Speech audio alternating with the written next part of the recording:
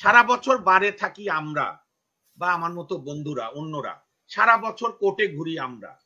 নির্বাচন আসলে এই দক্ষিণের মেয়র আইনমন্ত্রী আনিসুল হকের বাসায় নেত্রীর নাম দিয়ে একটা প্যানেল দিয়ে দেয়। ওই পাশে লন্ডন থেকে এই হাসিনা আক্তারের প্রতিবেশী, হয়তো দূরবর্তী প্রতিবেশী, লন্ডনের টেমস নদীর ধারে যিনি বসে আছেন বেচারা, তার মুখ দিয়ে বলায় দেয় এই হচ্ছে প্যানেল। একটা উপজেলা চেয়ারম্যানের 5 বছরে এত ক্রেজি আমরা এর আগে দেখিনি এইভাবে, মানে ক্রেজি হওয়ার জন্য। কারণটা হচ্ছে নমিনেশন পেলেই জিতা কনফার্ম, প্লাস 5 বছর মেয়াদ পালন করলে তার 2 পুরুষের আর কোনো কিছু করে খেতে হবে না। ঠিক যেরকম এমপি হলে 3 পুরুষের আর করে খেতে হবে না, মন্ত্রীদের আর বললামই না। তার প্রমাণ হচ্ছে হলফনামায়। তো আইনজীবীদেরকে একটু ছেড়ে দেন, তারা স্বাধীনভাবে থাকুক এবং হাতে নাতে প্রমাণ দেখেন যে এরশাদের সময় আইনজীবীরা স্বাধীন আন্দোলন করেছে বলে তো 2 নেত্রীর উপকার হয়েছে। এখন তো এই যে 2 ভাগে বিভক্ত করে বারের মধ্যে উকিলকে, এবার তো ইলেকশনে একজনের শার্ট ছিঁড়ে ফেলেছে, এরপরে এবার হয়তো কাপড় চোপড় খুলে ফেলবে যদি এরকম চলে। আপনি ডক্টর কামাল হোসেনের বই পড়বেন। ডক্টর কামাল হোসেনের সংবিধান যখন 72-এর আপনার 4 নভেম্বর সংবিধান গৃহীত হয়ে গেল, ডক্টর কামাল হোসেনের বইতে লেখা আছে যে উনি বোধহয় তার একদিন দুদিন পর বঙ্গবন্ধুর সঙ্গে 32 নম্বরে দেখা করে বললেন যে, ওনারা তো বঙ্গবন্ধু বলতেন, মুজিব ভাইও বলতেন, যাই হোক, যে বঙ্গবন্ধু সংবিধান তো গৃহীত হয়েছে, আমাকে এখন দায়িত্ব দেন, আমি আওয়ামী লীগের সাংগঠনিক বিষয় দেব। তো বঙ্গবন্ধু তার সব সুলভ হাসি দিয়ে বললো যে, কামাল, তোমার স্যুট কয় পিস, কয় সেট আছে? আছে 1-2 সেট। আরো 1-2 পিস বাড়াও, কারণ তোমাকে এখন পররাষ্ট্র মন্ত্রণালয়ের দায়িত্ব দেওয়া হবে, তুমি সারা দুনিয়া ঘুরে ঘুরে আমাদের জন্য স্বীকৃতি আনবা, আমার আওয়ামী লীগ করার জন্য অনেক নেতা আছে। এই যে বঙ্গবন্ধুর চয়েসটা, যে ডক্টর কামাল হোসেন অত্যন্ত মানে one of the meritorious person of this country, এবং বঙ্গবন্ধু তার যোগ্যতা বুঝতেন কোথায়, সে যে সাংগঠনিক রাজনীতিতে ভালো করবে না, কামাল সাহেব নিজে তার প্রমাণ দিয়েছে গণফোরাম। আমি সম্পূর্ণ শ্রদ্ধা রেখে বলছি। আমি এ গল্প শুনেছি যে এই যে আজকে জহুরুল ইসলাম সাহেব মারা গেছে, আমাদের বাংলাদেশের প্রথম আপনার এন্টারপ্রেনার, সাকসেসফুল এন্টারপ্রেনার, বাঙালি জাতীয়তাবাদে বিশ্বাস করে। উনি 73-এ বঙ্গবন্ধুর কাছে গিয়েছিলেন নির্বাচনের নমিনেশন আনতে। বঙ্গবন্ধু মুচকে এসে বলেছিল যে টাকা আরো বাড়িয়ে দিয়ে যান, আর বেশিক্ষণ থাকলে আরো টাকা বাড়াতে হবে। এই যে রাজনীতির একটা গুণগত মান ছিল, আপনি দেখেন নানা দ্বিমত থাকতে পারে, আমিও অনেক সমালোচনা করি, কিন্তু এইটা তো সত্য যে বঙ্গবন্ধুর মৃত্যুর পর পরবর্তী শাসক গোষ্ঠীরা তন্ন তন্ন করে খুঁজেও শুধু বঙ্গবন্ধুর কেন, ওই এন্টার ক্যাবিনেটের কারো কোনো দুর্নীতি তো দূরের কথা, মানে কোনো সম্পত্তি খুঁজে পাওয়া যায়। আমার বাবা পাবলিক সার্ভেন্ট ছিলেন, আমার খুব ছোটবেলা মনে আছে সৈয়দ নজরুল ইসলাম সাহেবের ময়মনসিংহস্থ বাসায় আব্বা গোপনেই গিয়েছিলেন সরকারি চাকরি করা সত্ত্বেও, যেহেতু ওনার এটার প্রতি একটা অনুরাগ ছিল। মিসেস নজরুল ইসলাম কোথায় বসতে দেবে আমার আব্বার মতো একটা উচ্চপদস্থ জেলা পর্যায়ের কর্মকর্তাকে, উনি হিমশিম খাচ্ছিলেন বেতের 1-2টা চেয়ারে। আমার খুব ছোট তো আমার এইটা মনে পড়ে, কিন্তু সেই জিনিসটা এখন নাই। জিয়াউর রহমান সাহেব নাকি সমস্ত ব্যাংকের এমডিদের ডেকেও বঙ্গবন্ধুর ব্যাংকের অ্যাকাউন্টে কত বোধহয় 1200 না 1800 না 2200 টাকা। এখন এত বড় নেতার লাগবে না, এই ফরাদ ভাই ঢাকায় যেখানে বাসা থাকে ওখানকার ওয়ার্ড আওয়ামী লীগের সভাপতির ব্যাংক অ্যাকাউন্টে, এটা আমি আওয়ামী লীগের জন্য উদাহরণ দিয়ে বলছি, অন্যান্য দল। আপনি একইভাবে আপনি জিয়াউর রহমানের অনেক সমালোচনা করতে পারেন, জিয়াউর রহমানের রাজনীতিবিদ যেহেতু সমালোচনা হবেই নানা ঘটনায়, কিন্তু জিয়াউর রহমানের ফিনান্সিয়াল অনেস্টি নিয়ে তার দুর্দান্ত শত্রু ও বিবেকবান বলতে পারবে না যে হি ওয়াজ ডিসঅনেস্ট। অত্যন্ত অনেস্ট মানুষ ছিলেন, তার পরিবাররা কি সব দাবি করতে পারে? এইখানে আমাদের একটা গুণগত অবক্ষয় হয়েছে। আপনি দেখেন, আমি এখানে একটা কথা বলতে বাধ্যই হচ্ছি, তারপর আপনার প্রশ্নের উত্তরে চলে আসবো। 1975-এর 15ই আগস্টে বঙ্গবন্ধু নিষ্ঠুর হত্যাকাণ্ডের পর ধরেন নানা ঘটনায় আওয়ামী লীগ রিভাইভ হলো, বাকশালে আর আওয়ামী লীগ গেল না, জিয়াউর রহমানের আমলে 79 সালের নির্বাচনে আওয়ামী লীগ অংশগ্রহণ করল এবং আওয়ামী লীগ 39টা সিট পেয়েছিল, যার নেতৃত্ব দিয়েছিল আব্দুল মালিক উকিল, মূলত আব্দুর রাজ্জাক আওয়ামী লীগের হৃৎপিণ্ড ছিলেন। তখন মাননীয় প্রধানমন্ত্রী দিল্লিতে নির্বাসন, জননেত্রী শেখ হাসিনা। আপনি ভোটের পার্সেন্টেজে দেখবেন 3 থেকে 4% ভোট কম পেয়েছিল আওয়ামী লীগ। আমাদের এখানে তো ফার্স্ট ভোট ফার্স্ট এমপির মতো, কেউ যদি 1 ভোটও জেতে সেও এমপি, যার ফলে সংখ্যা দিয়ে মানে সংসদে আসন দিয়ে বোঝা যায় না যে দল খারাপ করেছে। তো সেই আওয়ামী লীগ তো শেখ হাসিনা ছাড়াও খারাপ করেনি। এই যে ডক্টর কামাল হোসেন সহ অন্যরা যারা এই উর্বর মস্তিষ্কে আনলেন, পরবর্তীকালে বিএনপিও ফলো করলো, এইটাই নেই যেটা আমাদের আমি আমাদের সৈয়দ বদরুল হাসান মুরব্বী, আমাদের বয়োজ্যেষ্ঠ, ওনার অনেক লেখা আমি পড়েছি, উনি অনেকগুলো কথা খুব নির্মমভাবে লিখতে পারেন, ওনার মতো মানুষ এখন কমই আমাদের। তো এটাই হচ্ছে আপনার মূল সমস্যা। আপনি দেখবেন, আমি আমাদের সুপ্রিম কোর্ট বারের একটা উদাহরণ দিই, বিশেষ করে বদরুল হাসান মুরব্বী আপনি একটু শোনেন। সুপ্রিম কোর্ট বার সমিতি একটা আনরেজিস্টার্ড সমিতি। এই সমিতির মেইন কাজ হচ্ছে বারের ওয়াশরুম গুলো, বারের ক্যান্টিন, বারের লাইব্রেরিতে বই আছে কিনা, আর চিফ জাস্টিস মহোদয়ের সঙ্গে কন্টিনিউয়াস ইন্টারাকশন করা, যে লয়াররা এইটা ফেস করছে, এইটা ফেস করছে, বেঞ্চ যেহেতু চিফের একক এখতিয়ার বেঞ্চ করা চিফ জাস্টিসের, সেগুলো করা, এক ধরনের আনঅফিসিয়াল বার্গেনিং এজেন্টের মতো কলকারখানা, কিন্তু মর্যাদা নিয়ে। এবং এটা 90 সাল পর্যন্ত বার করেছে। আর আমাদের সংবিধানেরও, বারের সংবিধান, আমাদের সুপ্রিম কোর্ট বার সমিতির সংবিধানও অবজেক্ট ক্লজে 3D তে আছে যে এছাড়া জনগুরুত্বপূর্ণ বিষয় নিয়ে আলোচনা করবে দেশের, যেরকম এরশাদের আমলে বদরুল ইসলাম ভাই তো অত্যন্ত ভালো জানেন, শামসুল হক চৌধুরীর নেতৃত্বে একটা অসাধারণ আন্দোলন গড়ে উঠেছে। কারণ কি, নির্দলীয় রাজনীতি মুক্ত ছিল না, রাজনীতি যুক্ত বার ছিল, দলবাজি ছিল না। এখন কি হয় জানেন, সারা বছর বারে থাকি আমরা বা আমার মতো বন্ধুরা অন্যরা, সারা বছর কোর্টে ঘুরি আমরা, নির্বাচন আসলে এই দক্ষিণের মেয়র আইনমন্ত্রী আনিসুল হকের বাসায় নেত্রীর নাম দিয়ে একটা প্যানেল দিয়ে দেয়। ওই পাশে লন্ডন থেকে এই হাসিনা আক্তারের প্রতিবেশী, হয়তো দূরবর্তী প্রতিবেশী, লন্ডনের টেমস নদীর ধারে যিনি বসে আছেন বেচারা, তার মুখ দিয়ে বলায় দেয় এই হচ্ছে প্যানেল। এটা তো আইনজীবীরা বোঝেন, শেখ হাসিনা চিনার কথা, ওনার মতো এত ব্যস্ত মানুষের সময় আছে যে হাইকোর্টে করিম ভালো না রহিম ভালো?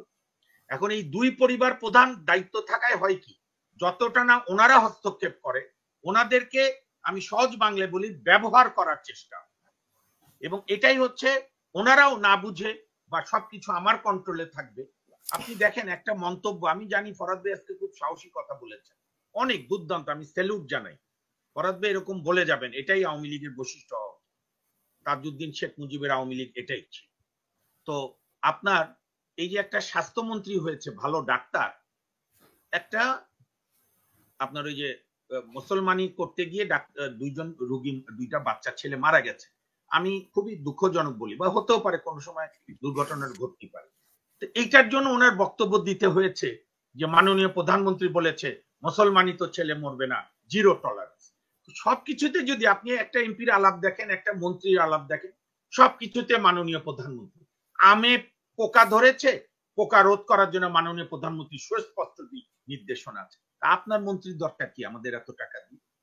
এই যে একটি এককেন্দ্রিক ব্যবস্থা, যেখান থেকে বিশ্ব সভ্যতা 1215 সালে ম্যাগনা কাটা করে রাজার ক্ষমতা কমালো, পরবর্তীকালে 1789 সালে ফ্রেঞ্চ বিপ্লব হলো। এবং আমি এই সুযোগে আপনার দর্শকদের বলি, কারণ আমাকে এক দর্শক কোত্থেকে আমার নাম্বার পেয়েছে, ফোনে বলছে যে মামুন ভাই আপনি যদি এরপরে আলোচনায় যান এটা একটু ক্লিয়ার করেন, আমি জানতাম না যে ডানপন্থী বামপন্থী। ইউজুয়ালি আমরা মনে করি সচরাচর আইডিয়া যে যারা রাইটিস্ট বা একটু বুর্জুয়াপন্থী তারা ডান, আর যারা কমিউনিস্ট তারা বাম। আসলে ডান বাম এইটা থেকে আসেনি। ফ্রেঞ্চ বিপ্লবের সময় যখন পার্লামেন্টে রাজা বসলো, তখন যে পার্লামেন্টে এক পাশে ছিল পাদ্রীরা আর এলিটরা, যারা হচ্ছে রাজার পক্ষে, তারা ডানে বসতো, আর বাঁয়ে বসলো মধ্যপন্থীরা আর কিছু শ্রমিক নেতা। ওই তখন থেকে হলো ডানপন্থী আর বামপন্থী। যে কারণে দেখবেন ওই যে আমেরিকা যারা প্রগতি, যারা এই আপনার জনগণের পক্ষে বেশি কথা বলে তাদেরকে বামপন্থী বলে। তো যাই হোক, তো এই কারণে আপনি যে বলছেন না, আজকে প্রধানমন্ত্রীও বলেছে যে ডানপন্থী বামপন্থী সবাই মিলেই সরকারকে উৎখাত করার চেষ্টা করছে। না, প্রধানমন্ত্রী এটা বলেছেন, প্রধানমন্ত্রী বলবার অধিকার আছে, উনি ক্ষমতায় আছেন, ওনার খারাপ লাগবেই। আমি মাননীয় প্রধানমন্ত্রীকে বাংলাদেশের একজন সাধারণ নাগরিক হিসেবে জিজ্ঞেস করতে চাই, মাননীয় প্রধানমন্ত্রী আপনি যখন এরশাদ বিরোধী আন্দোলন করেছিলেন, তখন আপনার 15 দলে বাংলাদেশের কমিউনিস্ট পার্টি ছিল, জাসদ ছিল, ওয়ার্কার্স পার্টি ছিল, শ্রমিক কৃষক সমাজবাদী দল ছিল, সাম্যবাদী দল ছিল। আবার 8 দলে ছিল কট্টর ডানপন্থী বিএনপি, 7 দলে বিএনপি, ওলিয়াহাদের পার্টি, অন্যান্য দল, এবং আপনাদের লিয়াজো কমিটি হয়েছিল। এবং জামাতের সঙ্গে সরাসরি না থাকলেও জামাত এই লিয়াজো কমিটির মাধ্যমে আন্দোলনের কর্মসূচি দেখে একই সঙ্গে আন্দোলন ফলো করত। 96-তে জামাতের সঙ্গে একটা দূরবর্তী যোগাযোগ রেখে কেয়ারটেকার বিরোধী আন্দোলন করেছে। আর আমি মাননীয় প্রধানমন্ত্রীকে আরেকটা উদাহরণ দেবো, উনি অত্যন্ত পণ্ডিত মানুষ, ব্যক্তিগতভাবে আমি খুব শ্রদ্ধা করি ওনাকে, উনি আমাদের চেয়েও ভালো জানেন। এই ইন্দিরা গান্ধী যখন জরুরি আইন দিল ভারতে, এখন পর্যন্ত হাসিনা আক্তার সবচেয়ে কালো ঘটনা মনে করে ভারতের জনগণ, ভারতের দল সবগুলো, যে জরুরি আইন ইন্দিরা গান্ধী জারি করেছিল 75-এর 25শে জুন, যখন ওনার সিট কত বড় স্বাধীন ছিল ভারতের হাইকোর্ট। দেখেন এলাহাবাদ হাইকোর্ট সিটিং প্রাইম মিনিস্টারের আসন খালি ঘোষণা করলো যে নির্বাচনে আনফেয়ার মিনস করেছিল। তো তখন ইন্দিরা গান্ধীর বিরুদ্ধে এই যে অটল বিহারী বাজপেয়ী, বেশ কিছুদিন আগে মারা গেছে জ্যোতি বসু, অর্থাৎ সবাই মিলেই ঐক্যবদ্ধভাবে ইন্দিরা গান্ধীর জরুরি আইনের বিরুদ্ধে লড়াই করেছে। তো এইখানে উৎখাত শব্দটা ওনার চয়েস, উনি ভালো শব্দ চয়ন করেন, কিন্তু আমি মনে করি ভোটের অধিকার প্রতিষ্ঠার জন্য ডান বাম মধ্য নাগরিক সবার কাজ করতে হবে। আর আপনি যেটা বলছিলেন না আপা, মূল কথাটা আমার বলতে ভুলে গিয়েছি, এই যে ইলেকশনের জন্য এত ক্রেজি কেন? একটা ইলেকশন, একটা উপজেলা চেয়ারম্যানের 5 বছরে এত ক্রেজি আমরা এর আগে দেখিনি এইভাবে, মানে ক্রেজি। কারণটা হচ্ছে নমিনেশন পেলেই জিতা কনফার্ম, প্লাস 5 বছর মেয়াদ পালন করলে তার 2 পুরুষের আর কোনো কিছু করে খেতে হবে না। ঠিক যেরকম এমপি হলে 3 পুরুষের আর করে খেতে হবে না, মন্ত্রীদের আর বললামই না। তার প্রমাণ হচ্ছে হলফনামায়। আপনি আরেকটা জিনিস, হাসিনা আক্তার বাংলাদেশের মানুষ বঞ্চিত হয়েছে। আমি ফরাদ ভাই তো নির্বাচন টিমেও আছে আওয়ামী লীগের, এর পরবর্তীকালে যদি নির্বাচনের সময় ফরাদ ভাই আরেকটা আপনারা একটু করেন, তাহলে জনগণ উন্নয়নটা ভালো বুঝতে পারবে। যে এই যে যারা আওয়ামী লীগের প্রার্থী হতে চায়, 3000 জন বোধহয় প্রার্থী হতে চেয়েছিল, 3000 জনেরই ওই সম্পদের হিসাবটা যেন একটু দেয়, তাহলে বুঝবে উন্নয়ন কোথায় গিয়ে সীমাবদ্ধ। উন্নয়ন হচ্ছে গুটি কয়েক, উন্নয়নের মেইন মধু হচ্ছে গুটি কয়েক পরিবার, অলিগার আর কিছু সুবিধাভোগী শ্রেণী। এবং এটা আমাদের মুক্তিযুদ্ধের চেতনার বাংলাদেশ এখন না, এটা আনফরচুনেটলি পাকিস্তানি ভাবধারার বাংলাদেশ। ধন্যবাদ। আপনার কাছে একটু শুনতে চাই, 1 মিনিটে যদি শেষ করেন।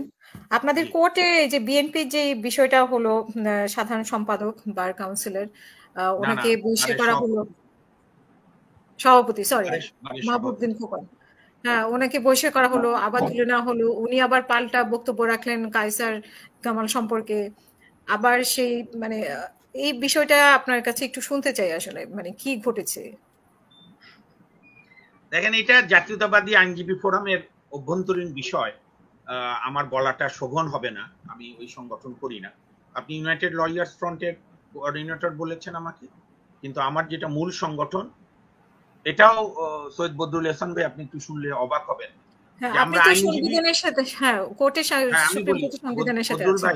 আপনি একটু শুনলে, যেহেতু আপনি দেশে কম থাকেন, আমরা সুপ্রিম কোর্টের আইনজীবীরা একটা কমিটি করতে হয়েছে, যার সাধারণ সম্পাদক আমি, সুপ্রিম কোর্ট বার অ্যাসোসিয়েশন সংবিধান সংরক্ষণ কমিটি।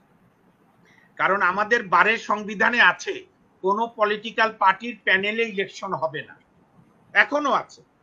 প্রতিনিয়ত এই 2টি বড় দল এটা লঙ্ঘন করে।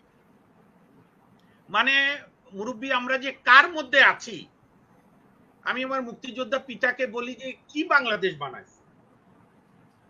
মানে এটা একটা অদ্ভুত বিষয় যে আমাদের রাজনীতিবিদরা সবকিছু দখল করবে, তাদের আইনজীবীদেরকেও লাগবে, তাদের সাংবাদিককেও লাগবে, তাদের মিডিয়া তো লাগবে।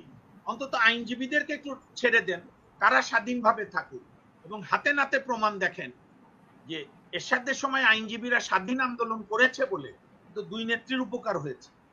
এখন তো এই যে 2 ভাগে বিভক্ত করে বারের মধ্যে উকিলকে, এবার তো ইলেকশনে একজনের শার্ট ছিঁড়ে ফেলেছে, এরপরে এবার হয়তো কাপড় চোপড় খুলে ফেলবে যদি এরকম চলে। যদিও আমরা চেষ্টা করছি বারকে বারের সংবিধানের ধারে ফিরিয়ে আনতে।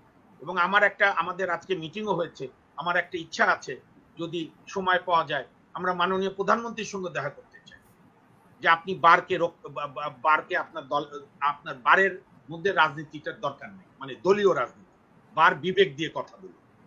তো তো এটা আপনি যেটা বলছেন এটা হচ্ছে আর কিছু না,